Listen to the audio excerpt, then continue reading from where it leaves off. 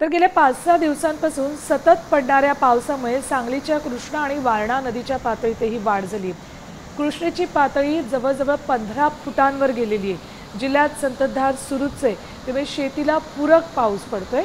कोयनेतही साठा वाढलाय, 23% साठा कोयनेत आहे, तर चांदोलीत 39% जलसाठा आहे। सततच्या पावसानं द्राक्ष भाजीपाल्याचं प्रचंड नुकसान झालंय। ऊसाला मात्र हा पाऊस लाभदायी ठरणार आहे। बोरगाव आणि सांगलीचा बंधारा पाण्याखाली गेलाय।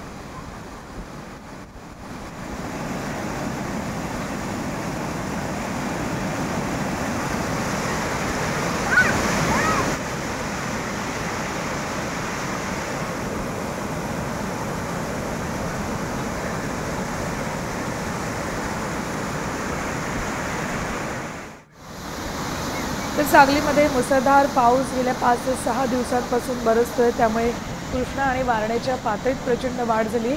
कृष्णेची पातळी 15 फुटांवर गेलेली आहे, तर वारणेची पातळी ही मोठ्या प्रमाणात वाढली आहे।